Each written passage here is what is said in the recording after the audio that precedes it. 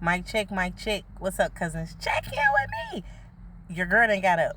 I done got up. I'm out the house. I'm out the house. I'm not even gonna hold y'all, cousins. I absolutely did go lay back down. I lay back down. I had to get a little bit more mental rest. Sometimes it's just you just need to keep yourself in a place of rest, and that's what that was for me today. I just needed to rest a little more, as I continue to process throughout my day. But I wanted to also make sure I brought something to the table. We don't really, and when I say we, I mean we as people in general, we don't really talk about the shift in family dynamics that happen once someone in the family passes away, especially if they're like an elder to the family, a hierarchy to the family, the person that's positioned in the family that really carries the family. Nobody really talks about what that shift in dynamics look like. Now, for me personally, it was a whole lot of shifts, okay? A whole lot of dynamics changed.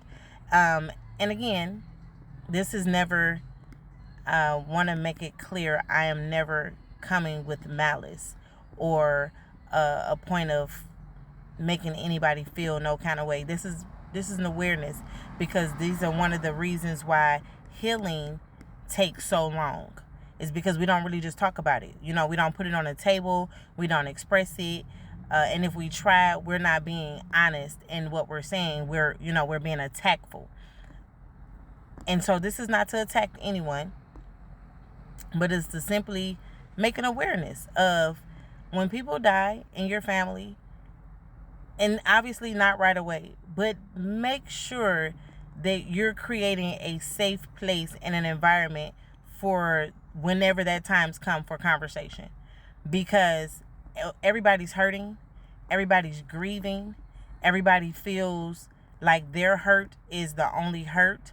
Everybody feels, and believe it or not, everybody literally feels the same way, which is why I'm always very, very specific to say I'm not here to take nobody else's pain throughout this journey. I'm not here to be in competition with anybody's point of view in this journey, but that we're all hurting, right? We're all hurting. We're all missing a link. We're all in need of. But the biggest part is being able to keep that openness and that honesty, that table seat available, if you will, if I could say it that way. Keeping that table seat available, because you just never know when everyone's going to be ready to come around. You never know, when to come around or how it looks when it come around. And healing healthy will allow for that table seating to be, not egregious, not hurtful, not attacking, not alarming. You're not walking on eggshells to say, hey, that hurt my feelings. And then it's heard. So not only, do one side get to say, the other side gets to hear. And that is definitely a great component to work on and to have, because once it's time, you have to be able to hear what people say. It brings me to, in the very beginning of this process, again, if you've been following, I had to call and reach out to certain people based off some of the things that had happened during the funeral services. And I was trying to express my grievances, like literally trying to just express that bothered me. And I really just had the questions of why, because I just, for the most part, I just be wanting to understand, because I may not understand. So just, help me understand. And so, particularly, I reached out to an individual and I was like, hey, can you just help me understand why this had to go that way, or why you had to do it like this, or why did you even feel the need to do that? And it was so unheard. My point of the issue was so unheard, and the response I got was, well, that's just how people respond. That's just what the family do. That's just what we do for people. And on one hand, I heard it. On the other hand, I think I was confused not think. I was confused because I could not personally recall anybody being in my particular position in death in the family. You know, like obviously aunties dies, grandparents dies, siblings died, uncles died. You know, all these people died, but I never, from my personal memory, could recall when somebody was there for when the spouse died. And so just trying to understand, for me, I feel, even in this very moment while I speak of it, you know, I don't feel like it was understood. I don't feel like my point of questioning was understood or valid. And I'm not here to rehash that or open that up. I'm just making a point of clarity to understand that, like, having the capability and the capacity to hear people in their grief and in their hurt is absolutely the process in healthy healing.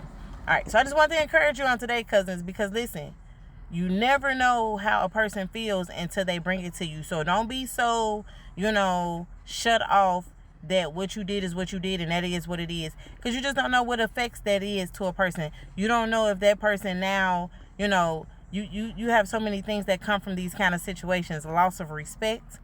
Like, I may love you because we family, so I can't really deny you.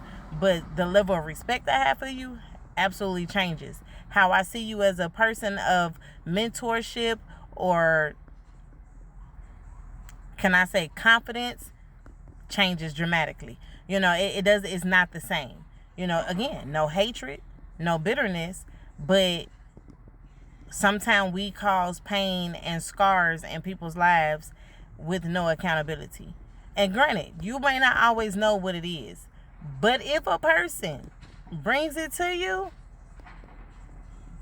make sure you are mature enough to hear them and have enough accountability to hear where they're coming from. I'm not saying everything a person that goes through is right.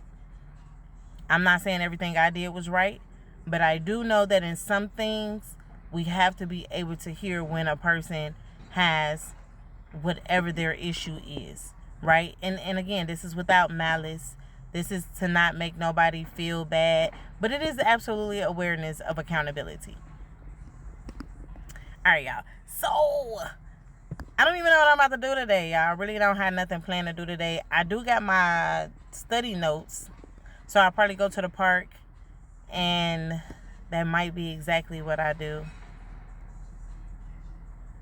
Don't mind the pause on my face. I literally just had a whole memory pop up in my head. I think I'll make another video about having memory thoughts. But, and I'll probably just go to the park for a little while it's 70 degrees outside. And yes, I'm keeping on my jogging suit, because I don't know what this bipolar weather on.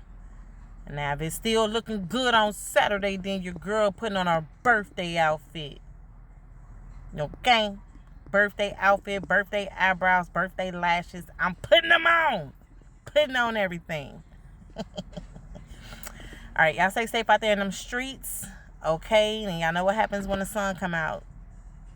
The crazies come out. So don't come out crazies, okay?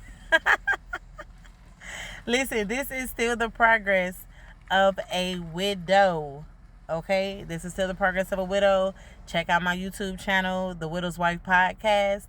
Listen, and if you know somebody that's a widow or a widower, listen, encourage them to go over to my podcast, because what happens is it's a community. It's a community, and you never know what will help the next person. And you never know what a person really never said out loud. Just because they never said it out loud don't mean they never understood or went through it. Be on the lookout for merchandise as well.